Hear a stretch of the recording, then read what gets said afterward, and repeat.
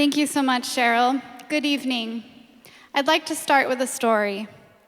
Olivia was recently reunited with her one-year-old son after being separated from him at a border in California.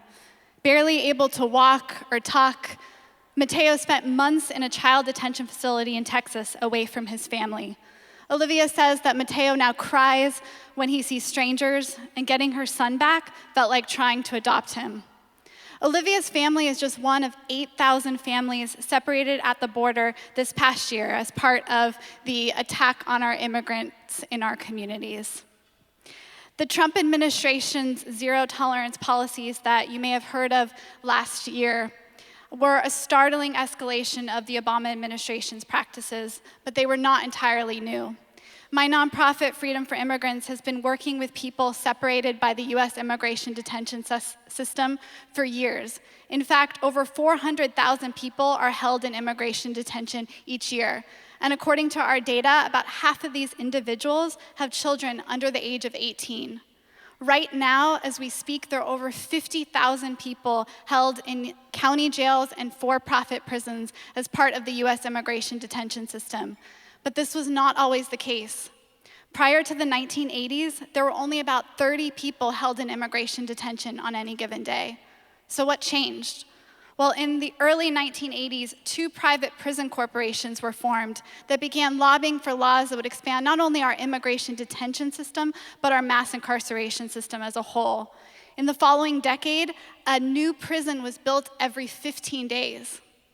Until recently, immigration detention has been a bipartisan issue in the sense that every administration, Democrat or Republican, since the Reagan administration has contributed to the building and growth of our modern immigration detention system. But I'm here to tell you, it's time to abolish this system. Freedom for Immigrants is a national nonprofit working to end the U.S. immigration detention system through a two-pronged approach. First, we are the only nonprofit monitoring the human rights abuses of people in immigration detention on a regular basis. Our network of 4,500 volunteers visits people within immigration detention on a weekly basis, offering them with support, but also monitoring abuse such as sexual assault by guards, medical abuse that has led to death, and hate crimes. And let me emphasize this, these are our tax dollars being used to perpetrate abuse. Second, we are modeling what a country without immigration detention will look like through our community-based alternative to immigration detention programs. We've been able to prove that with a little support and the proper post-release case management system, people will still show up to all of their court hearings. And rather than paying $165 per person per day, our program costs only $17 per person per day. In order to engage people in this program, we have created a national bond fund where we've bonded out 150 people like Olivia who would otherwise languish in immigration detention. And we are launching the first impact investment fund to take this work to the next level. This is an alternative to detention, one that treats immigrants with dignity rather than incarcerating them. Through the data and stories that we've been able to gather, we've been able to push for systemic change.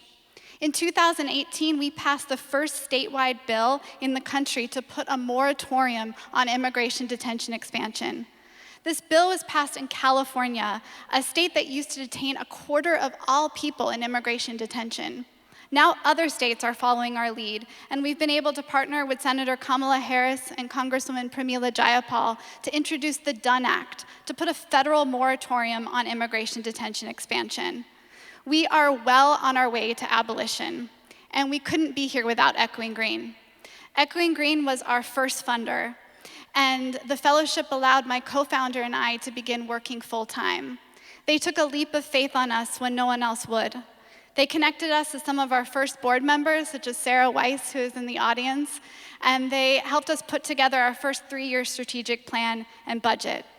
And when my co-founder and I needed a little help learning how to better communicate, Echoing Green's chaplain sat down with us for an entire afternoon in person. Now, 7 years later, we are a team of 13 full-time staff members and 4,500 volunteers in 26 states. But back in 2012, when I stood on this stage in front of Echoing Green's judges, I was so nervous. I was so nervous that the work that we do with people in immigration detention would be overlooked. But I quickly learned that Echoing Green is not looking to invest in shiny solutions to address other shiny issues. Echoing Green is looking to really invest in people who will not rest until a problem is solved.